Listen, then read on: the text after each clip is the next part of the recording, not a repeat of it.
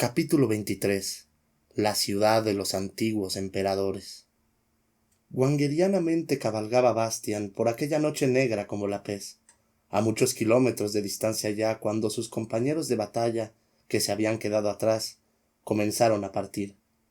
Muchos de ellos estaban heridos, todos estaban mortalmente exhaustos, y ninguno tenía, ni de lejos, la fuerza y la resistencia inmensas de Bastian. Hasta los gigantes negros acorazados, sobre sus caballos metálicos, se movían solo con dificultad, y los de a pie no lograban encontrar su habitual paso militar. También la voluntad de Shallide, que era la que los gobernaba, parecía al límite de sus fuerzas. Su litera de coral había sido presa de las llamas en el incendio de la Torre de Marfil. Por ello, con toda clase de tabletas de carruajes, armas rotas y restos carbonizados de la torre, se había construido una nueva litera, que desde luego más parecía una especie de choza. El resto del ejército venía detrás lentamente, cojeando o arrastrando los pies. También Hicrion, Hisbald y Hidorn, que habían perdido sus caballos, tenían que sostenerse mutuamente. Nadie decía nada, pero todos sabían que le sería imposible alcanzar nunca a Bastian. Él seguía retumbando a través de la oscuridad. Su manto negro flotaba salvajemente sobre sus espaldas, y los miembros metálicos de su caballo gigante crujían y rechinaban a cada movimiento, mientras los poderosos cascos martillaban la tierra. ¡Hala! Gritaba Bastian. ¡Hala, hala, hala! El caballo no era suficientemente veloz para él. Quería alcanzar a Atreyu y a Fujur, costase lo que costase, aunque tuviera que reventar aquel monstruoso metálico. Quería vengarse. En aquellos momentos podían haberse cumplido ya con creces todos sus deseos, pero Atreyu lo había impedido. Bastian no había podido convertirse en emperador de fantasía, y eso lo pagaría Atreyu amargamente. Bastian espoleó a su cabalgadura metálica más despiadadamente aún.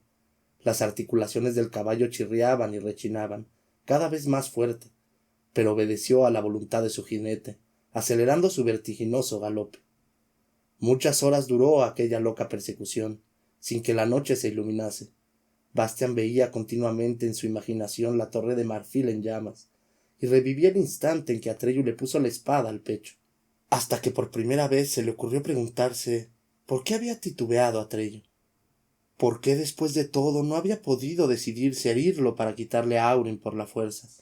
Y entonces tuvo que pensar de pronto en la herida que había causado Atreyu, y en el aspecto que éste tenía al final, cuando retrocedió tambaleándose y cayó. Bastian volvió a meterse en su funda oxidada Sicanda, que hasta entonces había seguido empuñando. Amanecía, y poco a poco Bastian podía ver dónde se encontraba. Lo que ahora atravesaba velozmente el caballo metálico era una campiña. Las oscuras siluetas de los grupos de enebros parecían reuniones inmóviles de monjes gigantes, con capuchas o de encantadores gorros puntiagudos. Por en medio había peñascos dispersos, y entonces el caballo de metal, en pleno galope, se deshizo repentinamente en pedazos. Bastian quedó atontado por la violencia de la caída. Cuando por fin se repuso y se frotó los magullados miembros, se encontró en un pequeño enebro. Se arrastró afuera. Ahí, repartidos por una amplia extensión, yacían las cáscaras de los restos del corcel, como si hubiera explotado un monumento ecuestre. Bastian se puso en pie, se echó el negro manto sobre los hombros y se dirigió sin rumbo hacia el cielo de la mañana, cada vez más claro. En el arbusto, sin embargo, quedó una cosa brillante que Bastian perdió, el cinturón Güemal. Bastian no se dio cuenta de la pérdida, ni tampoco después pensó en ella, y Luan había salvado inútilmente de las llamas del cinturón. Unos días más tarde, el cinturón Güemal fue encontrado por una urraca, que no sospechó que era aquella cosa brillante. Se lo llevó a su nido, pero con ello empezó otra historia, que debe ser contada en otra ocasión. Hacia el mediodía, llegó Bastian a un alto terraplén que se levantaba en medio de la campiña. Trepó por él. Detrás había un ancho valle cerrado, que, con una pendiente que descendía cada vez más pronunciadamente, parecía un cráter de fondo plano. Y todo aquel valle estaba ocupado por una ciudad. En cualquier caso, podía darse ese nombre a aquella multitud de edificios, aunque era la ciudad más disparatada que Bastian había visto nunca. Sin plan ni propósito, Las casas parecían amontonarse como si fueran dados, como si sencillamente hubieran sido sacudidas ahí de su saco por algún gigante. No había calles ni plazas, ni ninguna clase de orden reconocible. Pero también los distintos edificios parecían absurdos. Tenían las puertas en el tejado, escaleras en sitios a donde no se podía llegar, y otras que hubiera habido que recorrer cabeza abajo, y que acababan en el vacío. Había torrecillas transversales y balcones que colgaban verticales de las paredes, ventanas en lugar de puertas y suelos en lugar de muros. Había puentes cuyo arco se irrumpía de pronto, como si su constructor se hubiera olvidado en mitad de la obra de lo que debía ser el conjunto. Había torres curvadas como plátanos y pirámides colgadas sobre su cúspide. En resumen, toda la ciudad producía una impresión de locura. Entonces vio Bastian a sus habitantes. Eran hombres y mujeres y niños. Por su aspecto, parecían seres humanos corrientes, pero sus trajes sugerían que todos ellos se habían vuelto locos y no podían distinguir ya entre las prendas de vestir y los objetos para otros usos. En la cabeza llevaban pantallas de lámparas, cubos para jugar en la arena, soperas, cestos de papeles, bolsos o cajas de cartón, y se tapaban el cuerpo con manteles, alfombras, grandes trozos de papel de plata y hasta barriles. Muchos empujaban o tiraban de carritos o corricoches, en los que había montados todos los cachivaches imaginables, lámparas rotas, colchones, vajilla, trapos y chucherías. Otros llevaban trastos parecidos en grandes fordos sobre sus espaldas. Cuanto más bajaba Bastián por la ciudad, más densa se hacía la muchedumbre. Sin embargo, ninguna de aquellas personas parecía saber muy bien a dónde ir. Varias veces observó Bastián que alguno, después de haber empujado fatigosamente su carro en una dirección, lo arrastraba hacia la contraria poco después, para tomar algo más tarde una nueva, pero todos se mostraban febrilmente activos. Bastian se decidió a abordar a uno de ellos. ¿Cómo se llama esta ciudad? El interpelado soltó su carro, se enderezó, se frotó la frente un rato como si estuviera pensando intensamente, y luego se fue, abandonando sin más el carro. Parecía haberlo olvidado. No obstante, pocos minutos más tarde, una mujer se apoderó del vehículo y lo arrastró penosamente hacia algún lado. Bastian le preguntó si los trastos eran de ella. La mujer se quedó un rato sumida en profundas meditaciones y luego se marchó. Bastian lo intentó aún unas cuantas veces, pero no recibió respuesta a ninguna de sus preguntas. «Es inútil preguntarles», oyó decir de pronto una voz burlona. «No pueden decirte nada. Se les podría llamar los que nada dicen». Bastian se volvió y vio, en un saliente de la pared, que era la parte inferior de un mirador colocado al revés, a un monito gris. El animal llevaba un birrete negro de doctor, del que colgaba una borla, y parecía diligentemente ocupado en contar algo con los dedos de los pies. Luego miró con ironía a Bastian y dijo: «Perdona, solo estaba contando algo rápidamente». «¿Quién eres?», le preguntó Bastian. «Argax es mi nombre. Encantado», respondió el monito, levantándose ligeramente el birrete. «¿Y con quién tengo el gusto?» «Me llamo Bastian Baltasar Vox». «Muy bien», dijo el monito satisfecho. «¿Y cómo se llama esta ciudad?», preguntó Bastian. «En realidad no tiene nombre», explicó Argax, «pero se le podría llamar, digamos, la ciudad de los antiguos emperadores». «¿La ciudad de los antiguos emperadores?», repitió Bastian inquieto. «¿Por qué? No hay nadie que parezca un antiguo emperador». «¿Ah, no?». El monito se rió sofocadamente. «Sin embargo, todos los que ves fueron en su tiempo emperadores de fantasía, o por lo menos quisieron serlo». Bastian se sobresaltó. «¿Cómo lo sabes, Argax?». El monito se levantó otra vez el birrete y miró a Bastian irónicamente. «Yo soy, digamos, el vigilante de la ciudad». Bastian miró a su alrededor. Muy cerca, un hombre anciano había cavado una fosa. Metió en ella una vela encendida y tapó otra vez el agujero. El monito se rió. «¿Te agradaría hacer una pequeña visita a la ciudad, señor? Digamos, un primer contacto con tu futuro lugar de residencia». «No», dijo Bastian. ¿Qué diablos estás diciendo? El monito saltó a los hombros de Bastian. ¡Vamos!, cuchichó. No cuesta nada. Has pagado ya lo que te da derecho a la entrada. Bastian empezó a andar, aunque en realidad hubiera preferido irse de la ciudad. Se sentía incómodo, y esa sensación aumentaba a cada paso. Observó a la gente, y se dio cuenta de que tampoco hablaban entre sí. No se preocupaban en absoluto uno de los otros. En realidad, ni siquiera parecían darse cuenta de su mutua presencia. ¿Qué les pasa?, preguntó Bastian. ¿Por qué se comportan de una forma tan rara? No tiene nada de rara, se rió ahogadamente Argax en su oído. Se podría decir que son tus iguales, o mejor, que lo fueron en su tiempo. ¿Qué quieres decir? Bastian se quedó inmóvil. ¿Quieres decir que son seres humanos? Argax dio saltos de alegría sobre las espaldas de Bastian. ¡Eso es! ¡Eso es! Bastian vio en medio de su camino a una mujer sentada, que intentaba pinchar guisantes con una aguja de surcir. ¿Cómo han llegado hasta aquí? ¿Qué hacen?, preguntó Bastian. Bueno, en todos los tiempos ha habido seres humanos que no han vuelto a su mundo, explicó Argax. Al principio no querían, y ahora, digamos, no pueden ya. Bastian miró a una niña, que con gran esfuerzo empujaba un coche de muñecas de ruedas cuadradas. ¿Por qué no pueden ya?, preguntó. Tienen que desearlo, pero ya no desean nada. Han gastado su último deseo en alguna otra cosa. ¿Su último deseo?, preguntó Bastian con los labios pálidos. ¿Entonces no se puede desear tanto como se quiera? Argax volvió a reírse sofocadamente. Trató de quitarle a Bastian el turbante para despojarlo. —¡Deja eso! —gritó Bastian. Quiso sacudirse al mono, pero él se agarró con fuerza, chillando de placer. —No es eso, no es eso —gritó excitadamente el monito.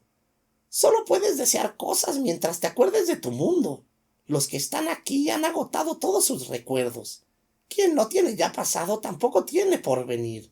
Por eso no envejecen, míralos. ¿Podrías creer que muchos de ellos llevan aquí 1000 años e incluso más? Pero se quedan como son. Para ellos no pueden cambiar nada, porque ellos mismos no pueden ya cambiar. Bastian observó a un hombre que enjabonaba un espejo y empezaba luego a afeitarlo. Lo que al principio le había parecido aún cómico a Bastian, le producía ahora en la espalda carne de gallina. Siguió adelante deprisa, y sólo entonces se dio cuenta de que cada vez descendía más por la ciudad. Quiso volverse, pero algo lo atraía como un imán. Comenzó a correr, intentando deshacerse del molesto monito, pero éste se aferraba a él como una lapa, e incluso lo acicateaba. ¡Más aprisa! ¡Venga, venga, venga! Bastian vio que aquello no servía de nada y se detuvo. ¿Y todos estos? Preguntó sin aliento. ¿Fueron o quisieron ser en otro tiempo emperadores de fantasía? Claro, dijo Argax. Todo el que no encuentre el camino de vuelta quiere ser tarde o temprano emperador. No todos lo consiguieron, pero todos lo intentaron. Por eso hay aquí 2 clases de locos. El resultado, sin embargo, digamos, es el mismo. ¿Qué 2 clases? Explícamelo. Tengo que saberlo, Argax. Calma, calma, volvió a reírse el mono, abrazándose con más fuerza a Bastian. Unos perdieron sus recuerdos poco a poco, y cuando perdieron el último, Aurin no pudo cumplir ya más deseos. Entonces ellos, digamos, vinieron hasta aquí. Los otros, al ser emperadores, perdieron de golpe todos sus recuerdos. Aurin tampoco pudo cumplir ya sus deseos, porque nada deseaban ya. Como ves, viene a ser lo mismo. También ellos están aquí y no pueden marcharse. ¿Eso quiere decir que todos tuvieron alguna vez a Aurin? Por supuesto, respondió Argax. Pero lo han olvidado hace tiempo. Tampoco les serviría de nada, pobres locos. Bastian titubeó. ¿Se lo quitaron? No, dijo Argax. Cuando alguien se convierte en emperador, Aurin desaparece porque él lo desea. Es claro como la luz del día, digamos, porque al fin y al cabo no se puede utilizar el poder de la emperatriz infantil para quitarle precisamente ese poder. Bastian se sentía tan mal que le hubiera gustado sentarse en algún sitio, pero el monito gris no lo dejó. No, no, la visita de la ciudad no ha terminado, gritó. Falta aún lo más importante. Sigue, sigue. Bastian vio un muchacho que con un pesado martillo clavaba clavos en unos calcinetes que tenía delante de él en el suelo. Un hombre gordo intentaba pegar sellos de correos en pompas de jabón, que naturalmente le estallaban siempre. Sin embargo, él no dejaba de fabricar nuevas pompas. ¡Mira! Oyó decir Bastian a la voz burlona de Argax, y sintió que éste, con sus manecitas de mono, le hacía girar la cabeza en una dirección determinada. ¡Mira ahí! ¿No es divertido?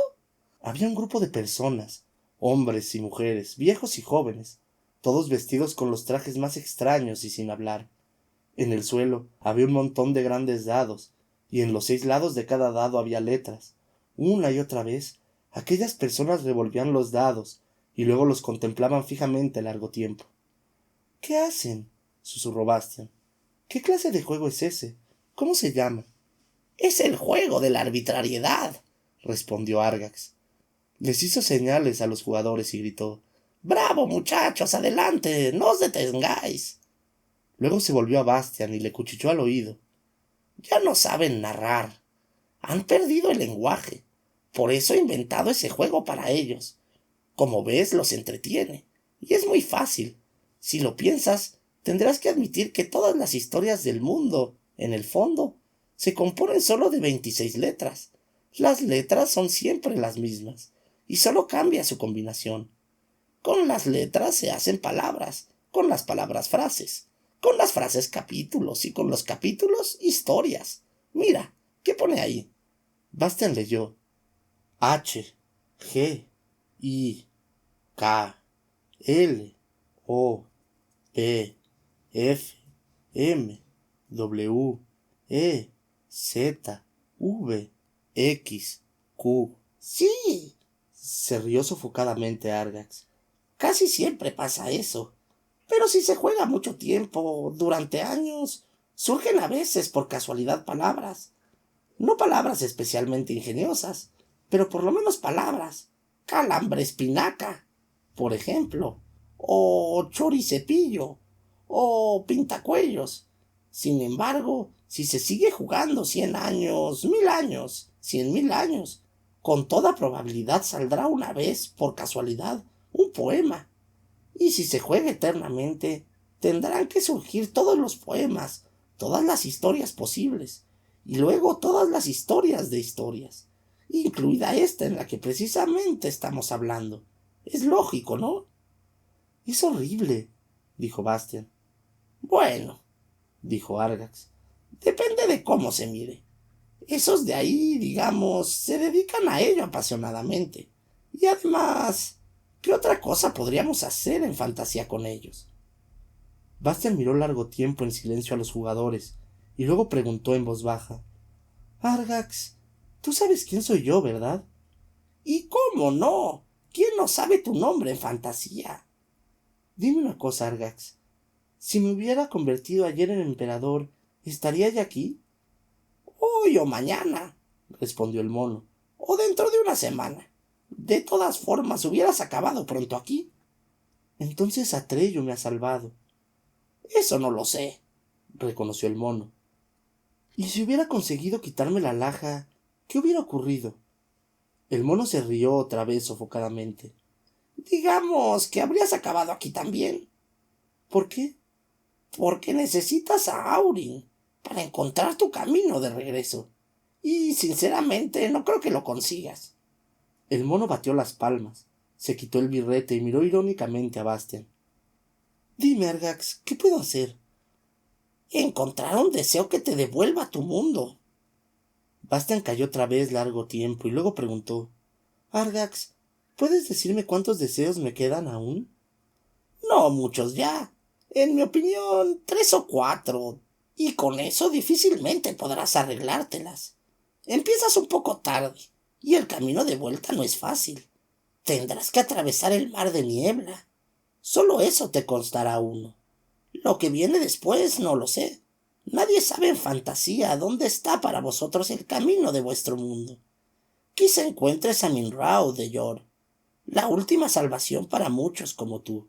Aunque me temo que para ti queda, digamos, demasiado lejos. De la ciudad de los antiguos emperadores, por esta vez podrás salir. Gracias, Argax, dijo Bastian. El monito gris hizo una muñeca burlona. Hasta la vista, Bastian Baltasar Vox. Y de un salto desapareció en una de las absurdas casas. Se había llevado el turbante. Bastian permaneció un rato aún sin moverse. Lo que había sabido lo confundía y desconcertaba, tanto que no podía tomar ninguna decisión. Todos sus objetivos y planes anteriores se habían derrumbado de golpe.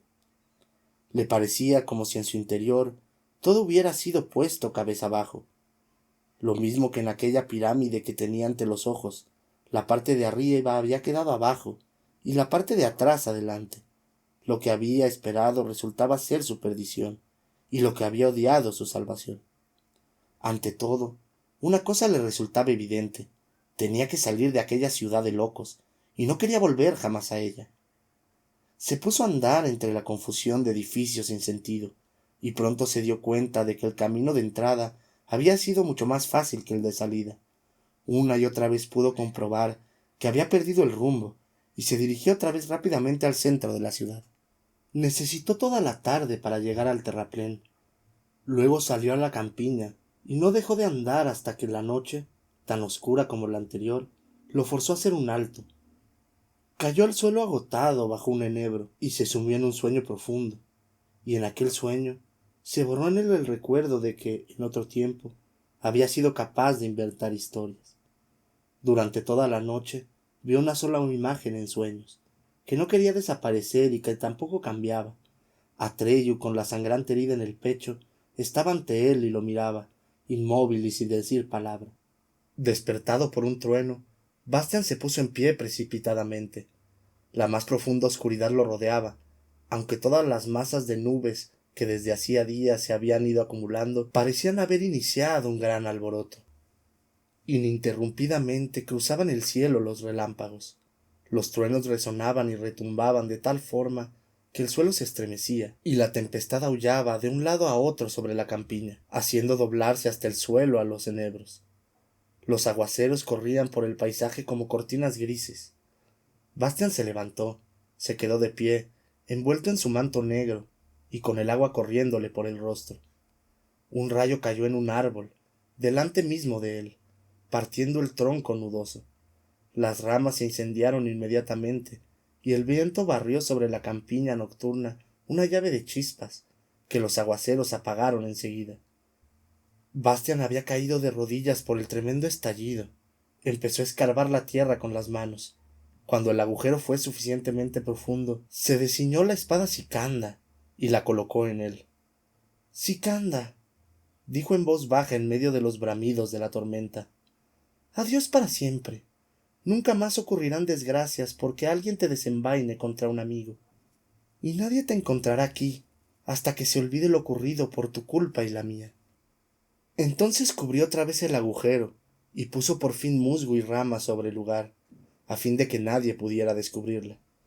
Y ahí está Sicanda hasta hoy, porque solo en un futuro lejano llegará alguien que podrá tocarla sin peligro. Pero esa es otra historia, y deberá ser contada en otra ocasión. Bastian continuó andando a través de la oscuridad. La tormenta cedió hacia el amanecer, el viento amainó, la lluvia empezó a gotear de los árboles y se hizo la calma.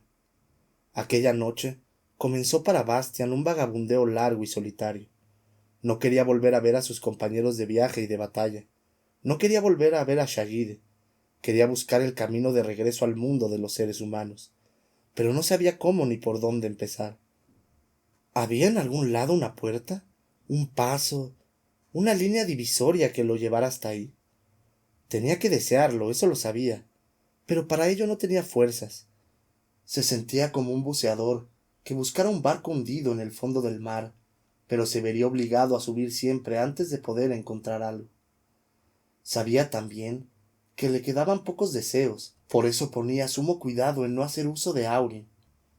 Los pocos recuerdos que le quedaban aún, solo debía sacrificarlos y con ello acercaba a su mundo, y solo cuando fuera absolutamente necesario. Pero los deseos no se pueden provocar ni reprimir a placer. Surgen en nosotros de profundidades más profundas que todas las intenciones, sean buenas o malas, y surgen inadvertidos. Sin que Bastian se diera cuenta de ello, se había formado en él un nuevo deseo, que poco a poco iba tomando forma concreta.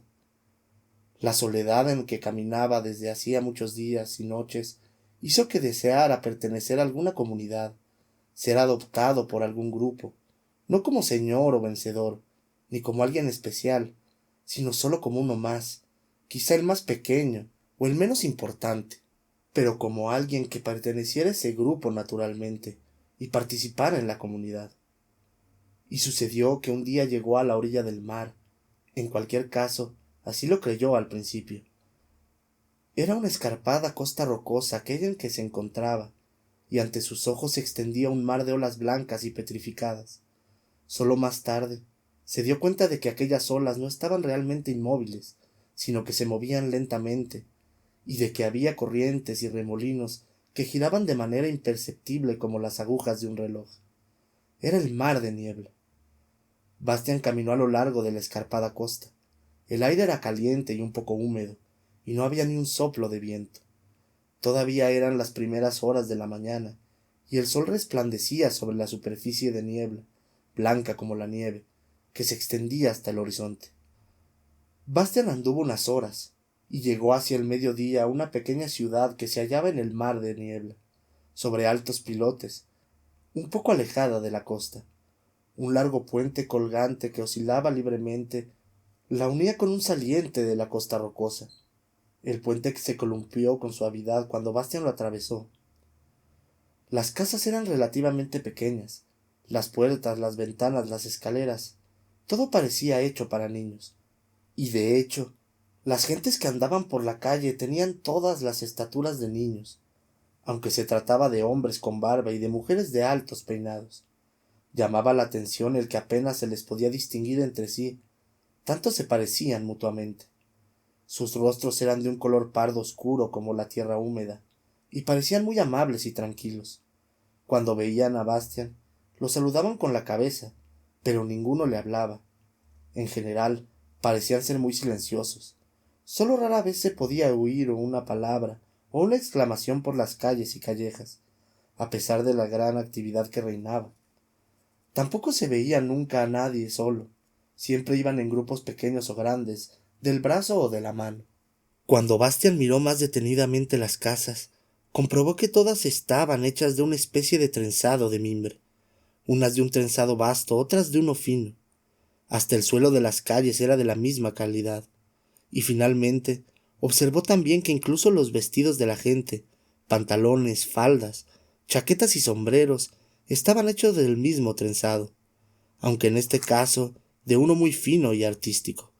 Al parecer, todo se hacía exclusivamente del mismo material. Aquí y allá, Bastian podía echar una ojeada a diversos talleres de artesanos, que se ocupaban todos en la fabricación de cosas trenzadas. Hacían zapatos, cántaros, lámparas, tazas, paraguas, todo de aquel trenzado, y nunca trabajaba nadie solo, porque todas aquellas cosas solo podían fabricarse mediante la colaboración de varios. Era un placer ver con qué habilidad trabajaban juntos, y unos contemplaban siempre la labor de los otros. Al trabajar, cantaban casi siempre sencillas melodías sin palabras. La ciudad no era muy grande, y por eso Bastian llegó pronto a su margen. Y la vista que se le ofreció indicaba inconfundiblemente que se trataba de una ciudad marinera, porque había cientos de barcos de toda forma y tamaño. Sin embargo, era una ciudad marinera bastante insólita, porque todos aquellos barcos estaban colgados de enormes cañas de pescar, y flotaban unos junto a otros, columpiándose ligeramente sobre el abismo en que se movían las blancas masas de niebla. Por lo demás, también aquellos barcos parecían hechos de trenzados de mimbre, y no tenían velas ni mástiles, remos ni timones. Bastian se había inclinado sobre una barandilla y miraba el mar de niebla. Podía ver lo altos que eran los pilares sobre los que se asentaba la ciudad, por las sombras que, a la luz del sol, arrojaban sobre la blanca superficie que había abajo. ¿De noche? Oyó decir una voz a su lado. La niebla sube hasta la ciudad. Entonces podemos hacernos a la mar. Durante el día, el sol consume la niebla y el nivel del mar desciende. Esto es lo que quería saber, ¿no es cierto, extranjero? Junto a Bastian había 3 hombres apoyados en la barandilla, que lo miraban afable y amistosamente. Entabló conversación con ellos, y supo que la ciudad llevaba el nombre de Iscal, y que la llamaban también la ciudad de Mimbre. Sus habitantes eran los Iscalinari. La palabra significaba algo así como los comunitarios. Los 3 hombres eran de profesión navegantes de la niebla. Bastian no quiso dar su propio nombre para no ser reconocido, y dijo que se llamaba Uno. Los 3 marinos le explicaron que no tenían un nombre para cada individuo, y que tampoco lo consideraban necesario. Eran todos juntos los Iscalinari, y eso les bastaba. Como era precisamente mediodía, invitaron a Bastian a ir con ellos, y él aceptó agradecido. En una posada cercana se sentaron a la mesa, y durante la comida Bastian se enteró de todo lo que se refería a la ciudad de Iscal y sus habitantes. El mar de niebla, que ellos llamaban Skaidan, era un gigantesco océano de vapor blanco, que separaba 2 partes de fantasía. La profundidad de Skaidan no la había averiguado nadie aún, ni tampoco de dónde procedía aquella monstruosa masa de niebla. Era verdad que se podía respirar perfectamente bajo su superficie, y que desde la costa, donde la niebla era todavía relativamente poco profunda, se podía andar un trecho por el fondo del mar, pero solo amarrado a una soga de la que pudiera hacer uno remolcado. Efectivamente, la niebla tenía la cualidad de hacer perder, al cabo de corto tiempo, todo sentido de orientación. Muchos audaces o imprudentes habían muerto en el transcurso del tiempo, intentando atravesar Skaidan solos a pie. Solo unos cuantos habían podido ser salvados. La única forma de poder llegar al otro lado del mar de niebla era la de los Iscalinari. El trenzado de mimbre, de que se componían todas las cosas de la ciudad de Iscal, todos los objetos de uso, los vestidos y también los barcos, se hacía de una especie de juncos que crecían cerca de la orilla, bajo la superficie del mar de niebla, y que, como puede comprenderse fácilmente por lo que se acaba de decir, sólo podían cortarse con peligro mortal. Aquellos juncos, aunque extraordinariamente flexibles y hasta flácidos en el aire, se ponían en la niebla derechos, porque eran más ligeros que ella y flotaban encima. De esta forma flotaban naturalmente los barcos construidos con ellos. Los trajes que llevaban los Iscalinari eran al mismo tiempo una especie de chaleco salvavidas, para el caso de que alguno cayera en la niebla. Pero aquel no era el verdadero secreto de los Iscalinari, ni explicaba la razón de la peculiar solidaridad que regía todas sus actividades. Como pudo observar pronto Bastian, parecía no conocer la palabra yo. En cualquier caso, no lo utilizaban nunca, sino que hablaban siempre únicamente de nosotros. La razón no la supo hasta más tarde. Cuando dedujo de lo que decían los 3 navegantes de la niebla que aquella misma noche se harían a la mar, les preguntó si no podían llevarlo como grumete. Le explicaron que un viaje por Skaidan se diferenciaba considerablemente de cualquier otro viaje por mar, porque nunca podía saberse cuánto duraría, ni a dónde se llegaría en definitiva. Bastian dijo que le daba igual, y los marinos consintieron en aceptarlo en su barco. Al caer la noche, la niebla, como se esperaba, comenzó a subir, y hacia la medianoche había llegado a la altura de la ciudad de Mimbre. Todos los barcos que antes se habían colgado en el aire flotaban ahora en la blanca superficie. El barco en que se encontró Bastian, una embarcación plana, de unos 30 metros de eslora, fue soltado de sus amarras y se movió lentamente hacia la vastedad del mar de niebla nocturno. Ya a la primera ojeada, Bastian se había preguntado qué medio de propulsión podía hacer moverse aquella especie de barco, que no tenía velas ni remos, ni hélice. Las velas, como supo, no hubieran servido de nada, porque sobre Skaidan reinaba casi siempre la calma, y con remos o hélices no se podía avanzar por la niebla. La fuerza que impulsaba el barco era totalmente distinta. En el centro de la cubierta había una plataforma redonda, ligeramente elevada. Bastian la había observado ya al principio, y la había tomado por un puente de mando o algo parecido. En realidad, durante todo el viaje había en ella por lo menos 2 navegantes de la niebla, aunque a veces también 3, 4 o incluso más. Toda la tripulación se componía de 14 hombres, sin contar naturalmente a Bastian.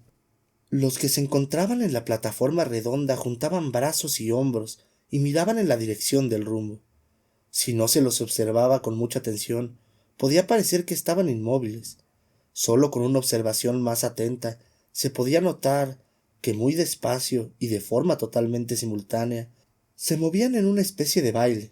Mientras tanto, cantaban una melodía simple, siempre repetida, muy bella y suave. Bastian había tomado al principio aquel extraño comportamiento por una ceremonia o costumbre especial, cuyo sentido se le escapaba. Solo al tercer día de viaje interrogó a uno de los 3 amigos, que se había sentado a su lado. Este pareció a su vez extrañado del asombro de Bastian, y le explicó que los hombres movían el barco con su imaginación. De momento, Bastian no pudo comprender la explicación, y preguntó si accionaban algunas ruedas ocultas. No, respondió el navegante de la niebla. Cuando quieras mover las piernas, ¿no te basta con imaginártelo? ¿O es que tienes que moverlas mediante engranajes? La diferencia entre el propio cuerpo y un barco estaba solo en que hacía falta que por lo menos 2 Iscalinari unieran totalmente sus imaginaciones, y si querían viajar más rápidamente, tenían que colaborar varios. Por lo general trabajaban en turnos de 3 y los demás descansaban, porque aunque parecía tan ligero y agradable, era un trabajo pesado y agotador, que exigía una concentración grande y constante. Pero era la única forma de poder navegar por Skaidan, y Bastian aprendió las enseñanzas de los navegantes de la niebla, y supo el secreto de su solidaridad, el baile y la canción sin palabras. Poco a poco, durante la larga travesía, se convirtió en uno de ellos. Era una sensación peculiar e indescriptible, de olvido de sí mismo y de armonía la que sentía cuando, durante el baile, su propia imaginación se fundía con la de los otros, haciéndose un todo. Se sentía realmente aceptado en su comunidad y parte de ella, y al mismo tiempo desapareció de su memoria el recuerdo de que, en el mundo del que había venido y cuyo camino de regreso buscaba, había hombres que tenían todos sus propias imaginaciones y opiniones. Lo único que podía recordar aún, oscuramente, eran su casa y sus padres. Sin embargo, en lo más profundo de su corazón había aún otro deseo distinto del de no estar solo nunca más, y ese otro deseo comenzó a agitarse suavemente. Eso ocurrió el día en que, por primera vez, observó que los Iscalinari no lograban su solidaridad armonizando formas de imaginar totalmente distintas, sino porque se parecían tanto entre sí que no le costaba ningún esfuerzo sentirse en una comunidad. Al contrario, no tenían la posibilidad de discutir o de no estar de acuerdo entre sí, porque ninguno de ellos se sentía un individuo. No tenían que vencer ninguna oposición para encontrar la armonía, y precisamente esa facilidad le pareció a Bastian poco a poco insatisfactoria. Su dulzura le resultaba sosa, y la melodía siempre igual de sus canciones monótona.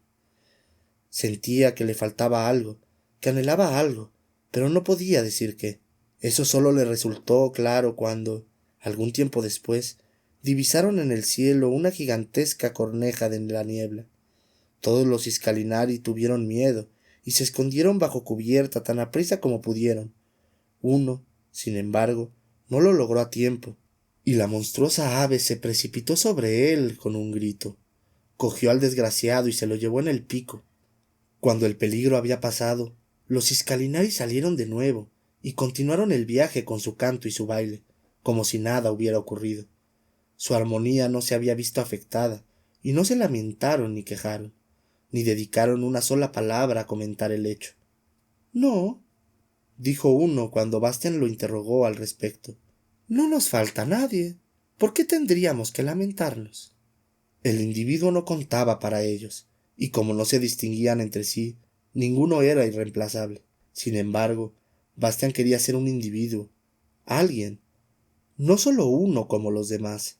Quería que lo quisieran precisamente por ser como era. En aquella comunidad de los Iscalinari había armonía, pero no amor. Bastian no quería ser ya el más grande, el más fuerte o el más inteligente. Todo eso lo había superado. Deseaba ser querido como era, bueno o malo, hermoso o feo, listo o tonto, con todos sus defectos, o precisamente por ellos. Pero, ¿cómo era él? Ya no lo sabía. Había recibido tantas cosas en fantasía que ahora, entre todos aquellos dones y poderes, no se sabía encontrar a sí mismo. A partir de entonces, no participó ya en el baile del buque de la niebla. Se sentaba en la proa y miraba a Skaidan durante todo el día, y a veces también durante toda la noche. Y por fin llegaron a la orilla. El buque de la niebla atracó. Bastian dio las gracias a los Iscalinari y bajó a tierra. Era una tierra llena de rosas y rosaledas de todos los colores, y por en medio de aquel interminable bosque de rosas corría un sendero torcido. Bastian lo siguió.